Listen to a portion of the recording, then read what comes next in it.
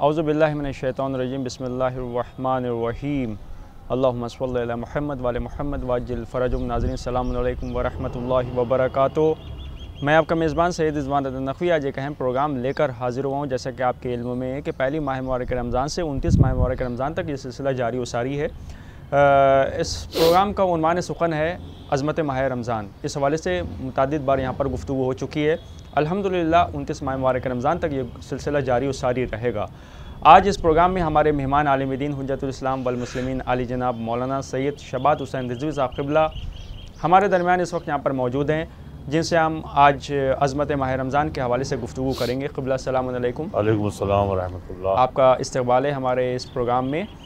और जैसे कि माह मुबारक रमज़ान जो कि अज़मतों का महीना है, फ़ज़ीलतों का महीना है, बरकतों का महीना है, माह मुबारक रमज़ान के हवाले से क़िबला अगर हम बात करना चाहें आपसे, तो सबसे पहले इस्तक़बाल माह रमज़ान की बात कर लेना ज़्यादा बेहतर होगा, ताकि हमें पता चले। जैसा कि रसूल अकरम हज़रत मोहम्मद मुस्तफ़ा सल्लल्लाहु अलैहि वसल्लम ने माह मुबारक रमज़ान से पहले शाबान के आखिरी में जो खुतबा इरशाद फरमाया, जिसे खुतबा शाबानिया के नाम से हम सब जानते हैं, जिसमें उन्होंने माह मुबारक रमज़ान की अज़मत और उसकी फ़जीलत के हवाले से गुफ्तगू फरमाई कि किस तरह हमें तैयार होना है, किस तरह हमें इस्तक़बाल करना है माह मुबारक रमज़ान का, और किस तरह हमें इबादत को अंजाम देना है। उसमें उन्होंने कुरान मजीद के सिलसिले से भी गुफ्तगू की कि कुरान मजीद जो कि माह मुबारक रमज़ान की बहार है और ज़्यादा से ज़्यादा इंसान को इबादत करना चाहिए और कुरान मजीद की तिलावत करना चाहिए। साथ ही साथ उन्होंने बताया कि गरीबों की भी इस माह मुबारक रमज़ान में मदद करना चाहिए, यतीमों की, मिस्किनों की, गरीबों की मदद करना चाहिए और इबादत को ज़्यादा से ज़्यादा अंजाम देना चाहिए।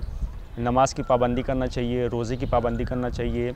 और साथ में उन्होंने फरमाया कि इसका इस्तक़बाल कुछ इस अंदाज़ में किया जाए कि जो आपके क़राबतदार हैं, जो आपके रिश्तेदार हैं, उनसे सिले रहमी की जाए। सिले रहमी का मतलब ये है कि आप उनके घर में आपका आना जाना होना चाहिए और उनके मिजाज पुरसी होना चाहिए, उनको आपको पूछना चाहिए। यानी कि कोई किसी का रिश्तेदार अगर बहुत दूर है तो आप उससे बात नहीं करते हैं, आप उसके घर जाते नहीं। कम से कम आप अपना जो रिश्तेदार है उसके घर जाएं और उसको अपने घर में मेहमान बुलाएं। अगर हो सके, आपको अल्लाह ने इस लायक बनाया है तो आप उसकी मदद भी करिए। बेइंतहा सवाब का काम है और आपकी इससे उम्र में इजाफ़ा होगा।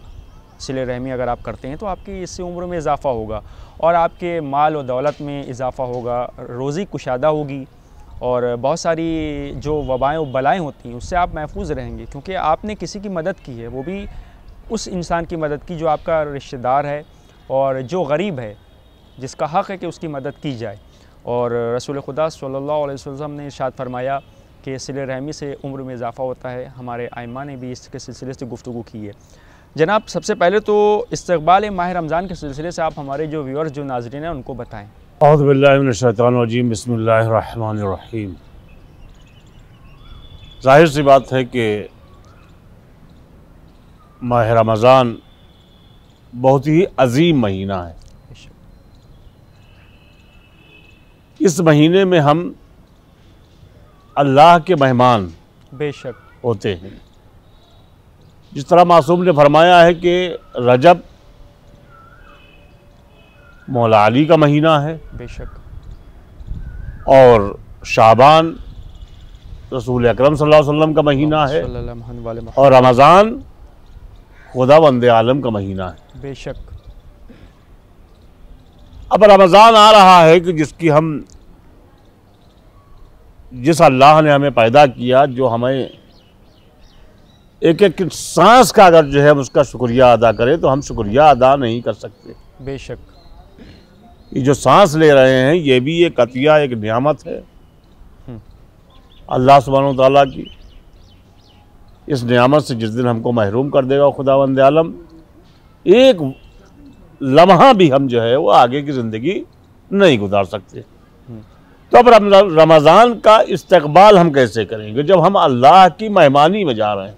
जी, आप आम दुनिया में देखिए, आप आम ज़िंदगी में देखिए कि जब आप किसी के यहाँ मेहमान जाते हैं, आप के यहाँ किसी के यहाँ दावत में जाते हैं, तो जिस मेयार का मेहमान मेज़बान होता है उसी मेयार के मुताबिक, उसके मेयार के मुताबिक आप अपने को आरास्ता करते हैं। बेशक।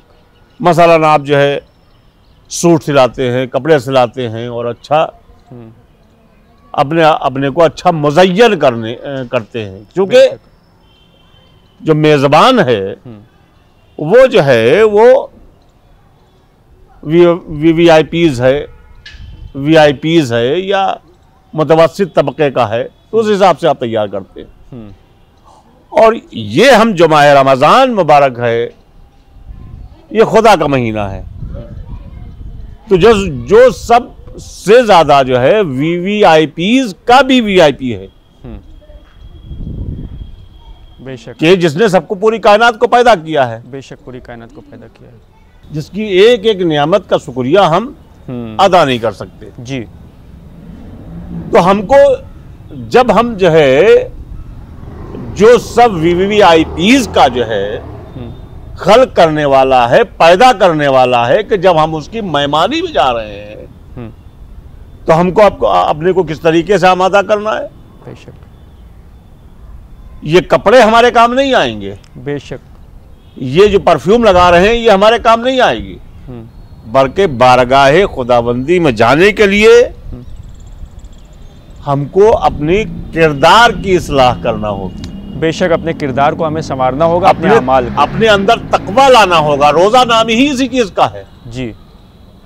रोजा इसी चीज का नाम ही है कि रोजे में इंसान मुत्तकी बनता है, परहेजगार बनता है। बेशक, परहेजगार बनता है और बुराइयों से दूर होता है, बुराइयों से दूर होता है जी। तो अब जब हम इस महीने में दाखिल हो रहे हैं तो अब हम आगाह हो जाएं कि हमको जो बुराइयां हमने 11 महीने की थी, उन बुराइयों से हमें दूर हो जाना है जी, उनको हमको पीछे छोड़ देना है।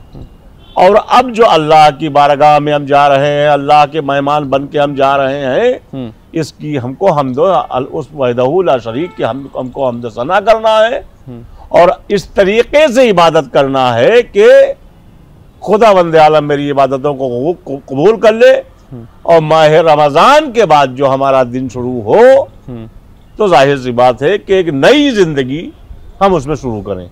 जी जी जी जी जी मौलाना साहब, जिस तरीके से माह रमज़ान में इबादतों के लिए कहा गया है कि मिसाल के तौर पर जिसे है माह सियाम आया, हजारों नियामतें लेके आता है, लाखों नियामतें लेके आता है। अब इन नियामतों का हम किस तरीके से इस्तेमाल करते हैं, बेशक, किस तरीके से अपने हक में हम जो है वो नियामतों को जो है कबूल करते हैं, तो ये हमारे ऊपर है। जाहिर सी बात है कि ये वो महीना है कि जो खबसे बातनी से पाक करता है, कि जब हम इस महीने में जो है हम जब जाएंगे तो जब हम गुनाह से इज्तनाब करेंगे, बेशक, तो हम बिल्कुल इस तरीके से हो जाएंगे कि जिस तरीके से कपड़े को भट्ठी में डाल दीजिए, बिल्कुल तरोताज़ा, बिल्कुल बरका बरक निकलता है। अब हमें अपनी दुआएं कबूल करवाने का तरीका हमें मालूम होना चाहिए, बेशक जी, कि अल्लाह किस तरीके से हमारी दुआ को कबूल करेगा और कौन सी इबादतें हमें करना है। यानी कि अपने अंदर खुलूस नियत भी पैदा करना बहुत ज़रूरी है। खुलूस नियत भी हमको पैदा करना ज़रूरी है जी। हमको जो गुनाह हमने कर दिए हैं उससे दूरी भी अख्तियार करना ज़रूरी है।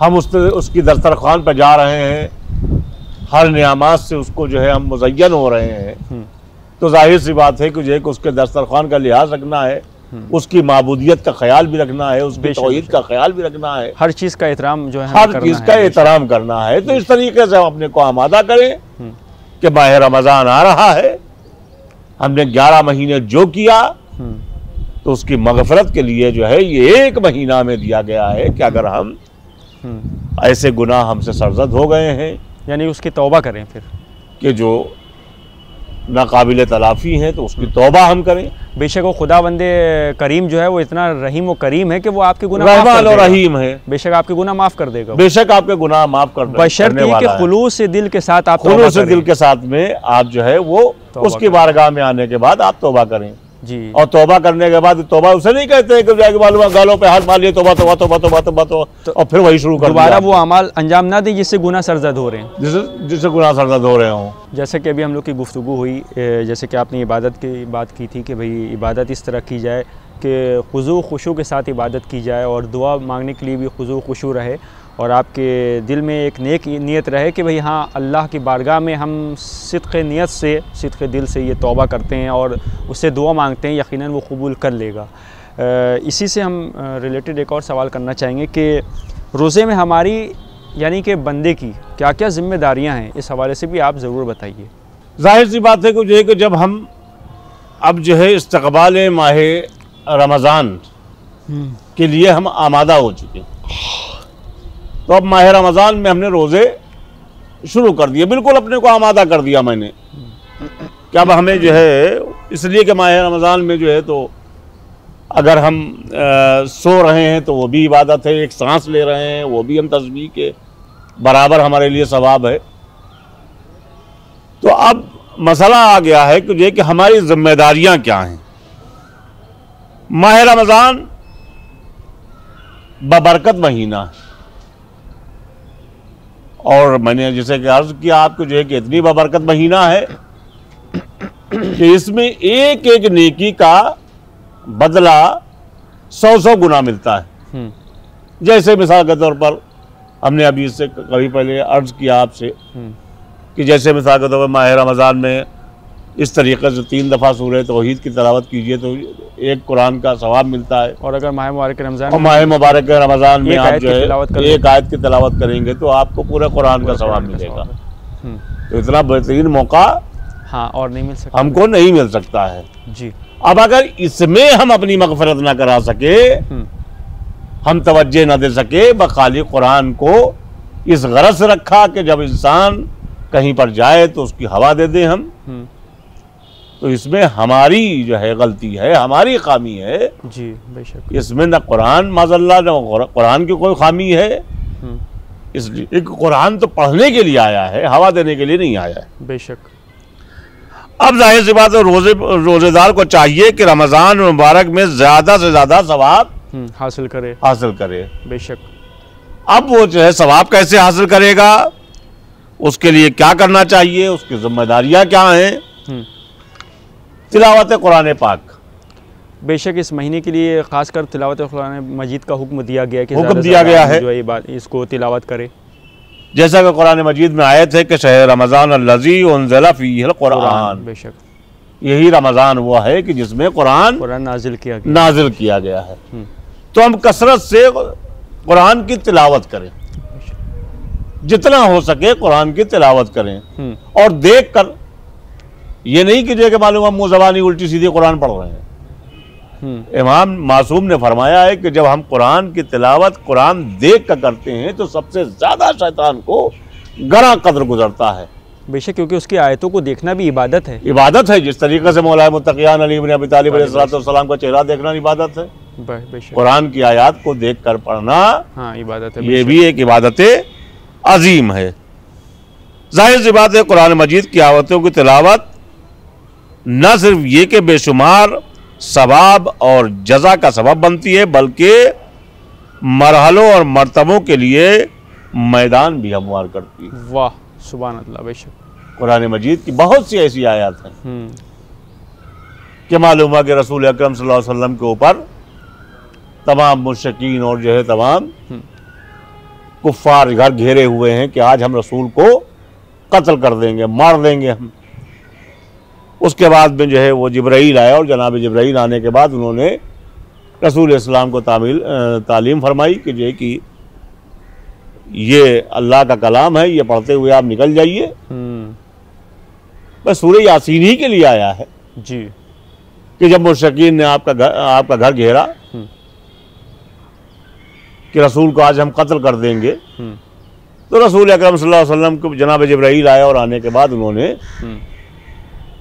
सूरह यासीन के लिए जो है कुछ आयत जो है तालीम फरमाई, कहा कि जो ये कह के ये पढ़ के निकल जाइए, और उन्हीं के सामने पढ़ते हुए निकल गए, उनको पता भी नहीं चला कि जो रसूल भाई, क्योंकि ये खुदावंदे करीम का कलाम है, खुदावंदे आलम का उसका कलाम है। और फिर आप देखिए कि खुद भी ये कुरान मजीद में हमें मिल जाएगा कि बिस्मिल्लाहिर्रहमानिर्रहीम इन्ना नहनु नज़्ज़लना ज़िक्र व इन्ना लहु लहाफ़िज़ून, बेशक हम ही ने इस कुरान को नाजिल किया और हम ही इसकी हिफाजत करने वाले हैं। ऐसी बात है, और कुरान में किसी तरह की कोई रद्दबदल नहीं हो सकता, है क्या बल्कि एक ज़ेर ज़बर को भी जो अब जिस तरीके से इमाम हुसैन के ज़माने में इमाम हुसैन अलैहिस्सलाम के ज़माने में एक यजीद खड़ा हो गया था, तो ये कुरान के मुकाबले में एक ना एक फिरौन खड़ा होता रहेगा।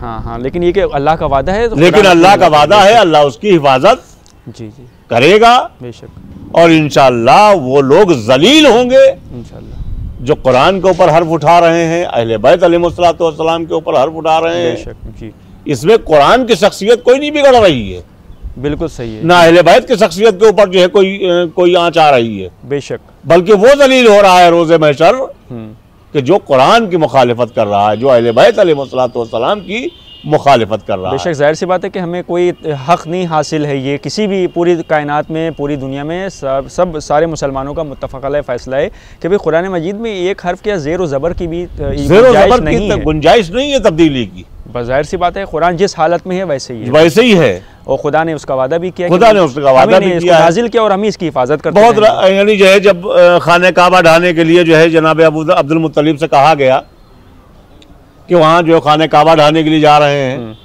तो जनाब अब्दुल मुत्तलिब ने क्या कहा कि हमारे ऊँट हमको दे दो, वो खुदा का घर है, जिसका घर है वो खुद ही बचाएगा। बेशक बहुत अच्छी बात मौलाना साहब, मेरे पास वक्त बिल्कुल नहीं है, बस हम चाहेंगे 1 मिनट में आप एक माह मुबारक रमज़ान के हवाले से एक पैगाम ज़रूर दे दें, उसके बाद इस प्रोग्राम को इख्तिताम करना। उसके बाद में जल्दी में जो है बस जैसे कि मैंने जो है वो जिम्मेदारियाँ, दुआ, रमज़ान मुबारक में दुआ को जो है कसरत से करना है, सिले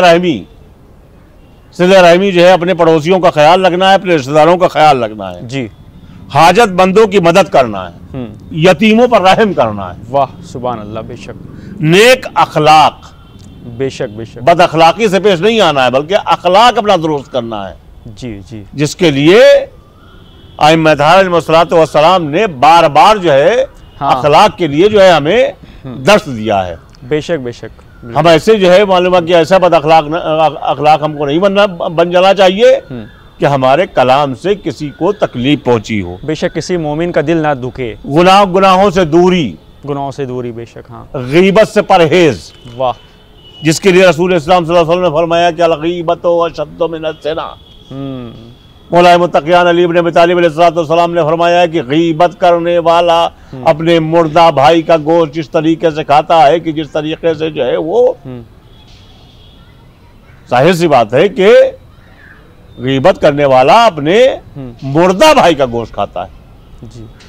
भाई की मिसाल दी है, तौबा, इस्तिग़फ़ार, अम्र बिल मारूफ नहीं अनिल मुनकर, बेशक, यानी कि बुराई से दूसरे को रोकना और बचाना और नेकी की हिदायत करना, यानी नेकी की हिदायत करना और बुराई से रोकना, ये जो है हमारी जिम्मेदारी है रोजे में। बेशक, अफ्तारी देना, बेशक इफ्तारी देना, कि जिसके लिए रसूल इस्लाम सल्लल्लाहु अलैहि वसल्लम ने फरमाया कि अगर एक खुरमा भी आप दे रहे हैं, जो शख्स माह रमजान में किसी एक मोमिन को अफ्तार कराए तो उसे एक गुलाम आज़ाद कराने का सवाब मिलता है। वाह, इतना अहम सवाब अगर आप देखिए कि भाई एक लुक़मे से अगर आपने किसी का रोज़ा खुलवाया है तो कितना बड़ा सवाब मिल रहा है। बेशक, बहुत ज़ुहूर इमाम ज़माना का इंतज़ार करना, उनके लिए, उनकी सलामती के लिए जो है दुआ पढ़ना, उनकी नमाज के लिए जो है वो जिक्र करना, इसलिए कि हमारा इमाम हमारे एक एक अमल को देख रहा है। बेशक बेशक, इमाम खुद चाहते हैं कि हम ज़हूर करें, लेकिन ये मसीहत परवरदिगारी है। बेशक, हाँ, यह अहले बैत अलैहिस्सलाम है, यह अल्लाह के मसीहत के अलावा कुछ नहीं करते जी। बेशक बेशक, जिसमें अल्लाह की रजामंदी हो वही काम करते हैं। बेशक, कुल मिला के मौलाना साहब आपने जितनी भी बातें यहाँ पे बताई हैं बहुत ही वो अहम है हमारे नौजवानों के लिए, ख़ास करके वो मुफीद साबित होंगी। जिस तरह से आपने बताया कि माह मुबारक रमज़ान है, इसमें ज़्यादा से ज़्यादा इंसान को इबादत करना चाहिए, रोज़ा रखना चाहिए, नमाज़ पढ़ना चाहिए, तिलावत कुरान मजीद करना चाहिए, लोगों की मदद करना चाहिए। साथ ही में आपने अभी बताया कि जो ये है कि भाई मैंने रोज़ा तो रख लिया है, लेकिन ये कि एक दूसरे की ग़ीबत कर रहे हैं। सबसे अहम बात ये भी है कि भाई हमें किसी की ग़ीबत नहीं करना है। भाई अगर किसी ने कुछ गुनाह किए तो अल्लाह जानता है, वो जानता है, अल्लाह उसके गुनाह माफ़ कर देगा अगर वो तौबा करता है बंदा। हमें इख्तियार नहीं कि हम एक दूसरे की पीठ पीछे बुराई करें या किसी को गलत करें। आपने और बातें यहाँ पे बताई कि जिस तरह नमाज में किस तरह खुशू खुशू पैदा करे, बहुत अच्छी बातें बताई आपने, बहुत बहुत आपका शुक्रिया। मेरे पास वक्त नहीं है, इंशाल्लाह एक और प्रोग्राम में आपके साथ मेरी मुलाकात होगी। बहुत बहुत शुक्रिया आपका, बहुत बहुत शुक्रिया। तो ये तो थे हुज्जतुल इस्लाम वल मुस्लिमीन आली जनाब मौलाना सैयद शबाद हुसैन रिज़वी साहब क़िबला, जो प्रोग्राम अज़मत माह रमज़ान के हवाले हवाले से यहाँ पर गुफ्तगू फरमा रहे थे। अब अपने मेज़बान सैयद रिजवान नकवी और हमारी हुसैनी चैनल की पूरी टीम को दी इजाज़त, इस उम्मीद के साथ कि कल इसी वक्त आपके सामने हमारी मुलाकात होगी एक नए आलिम दीन के साथ। आप देखते रहिए हुसैनी चैनल। खुदा हाफिज़।